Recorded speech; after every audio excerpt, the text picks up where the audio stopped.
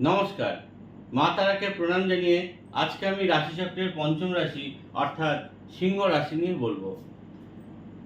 এই আগস্ট মাসে সিংহ রাশিদের পারিবারিক জীবন, অর্থনৈতিক জীবন, সাংসারিক জীবন, শিক্ষা জীবন কেমন যাবে তা নিয়ে আমি বলবো।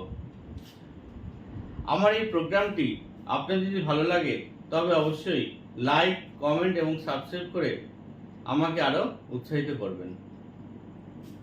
প্রথমে বলি, শুক্র 25 আগস্ট পর্যন্ত সিংহ রাশিতে থাকবে, মঙ্গল 26 আগস্ট পর্যন্ত বৃষ রাশিতে থাকবে, বুধ 22 আগস্ট পর্যন্ত সিংহ রাশিতে থাকবে, রবি কর্কট রাশিতে 16 আগস্ট পর্যন্ত থাকবে।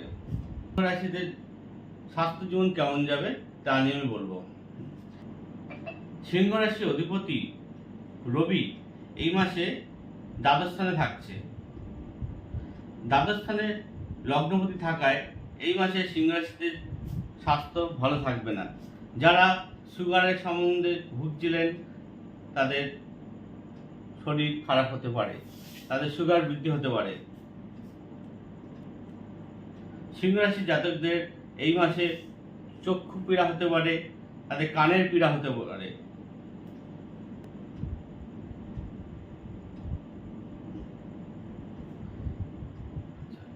সিংহ রাশির জাতকদের দ্বিতীয় ভাবে কেতু বসে আছে। দ্বিতীয় ভাব অর্থাৎ ধনভাব। এই মাসে সিংহ রাশির জাতকরা যা আয় করবেন তা এই মাসে ব্যয় হয়ে যাওয়ার সম্ভাবনা রয়েছে।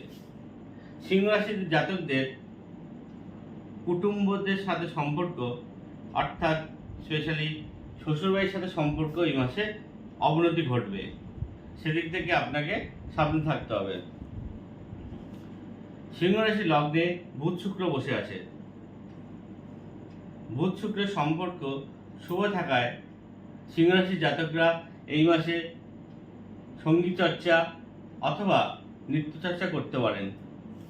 সিংহ রাশির জাতকরা এই মাসে নতুন কোনো কোর্সে ভর্তি হতে পারেন।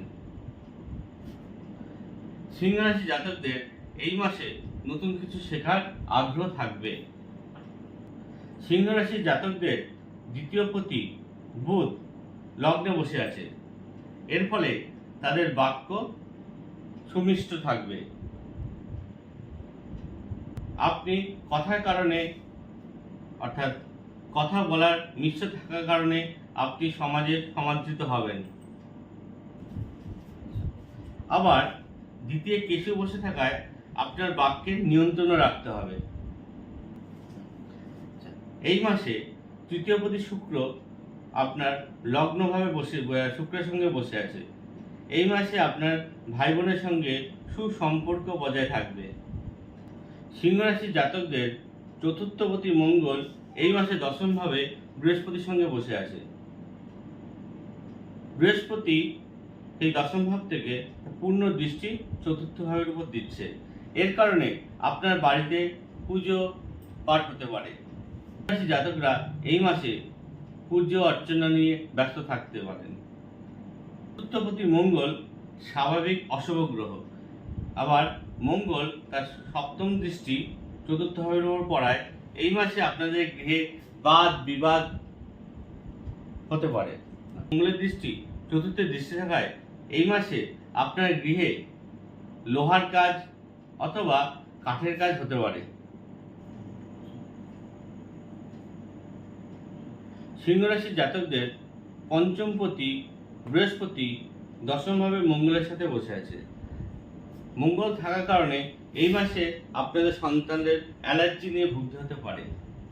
16 আগস্টের পর রবি দ্বাদশ ভাব থেকে লগ্নভাবে আসছে এবং সেই লগ্নভাবে শনির দৃষ্টি দিচ্ছে। এর ফলে আপনার মস্তিষ্ক পীড়া হতে পারে। লগ্নভাবে শনির দৃষ্টি সিংহ রাশির জাতকদের স্বাস্থ্যে অবনতি ঘটাবে। শনি তাদের রোগকে দীর্ঘায়িত করে তুলবে। সিংহ রাশির জাতকদের ষষ্ঠপতি শনি সপ্তমভাবে বক্রী হয়ে বসে আছে এবং বৃহস্পতির নবম দৃষ্টি ষষ্ঠ স্থানে রয়েছে।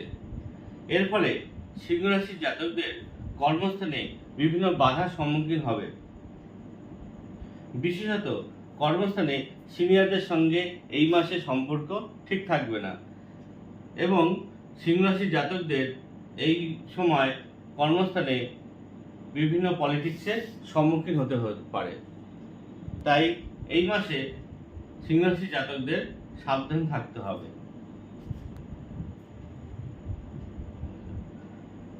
আচ্ছা, সিংহ রাশির জাতকদের কর্মস্থানে কেউ বন্ধু বেশে শত্রু থাকতে পারে, সেদিক থেকে আপনাকে সাবধান থাকতে হবে। এই মুহূর্তে সপ্তমভাবে বক্রী হয়ে বসে আছে, এর কারণে এই মুহূর্তে আপনাদের বিবাহিত জীবনে অশান্তি থাকতে হতে পারে। আপনাদের বিবাহিত জীবনে বিভিন্ন ঝঞ্ঝাটের মধ্যে দিয়ে চলবে, দুজনের মধ্যে সন্দেহ প্রবেশ করবে, সেই কারণে আপনাদের সাবধান থাকতে হবে। সিংহ রাশি জাতকদের সপ্তমপতি শনি সপ্তমে বক্রী হয়ে বসে থাকায় এই মাসে সিংহ রাশি জাতকদের ব্যবসায় ক্ষতি হওয়ার সম্ভাবনা রয়েছে।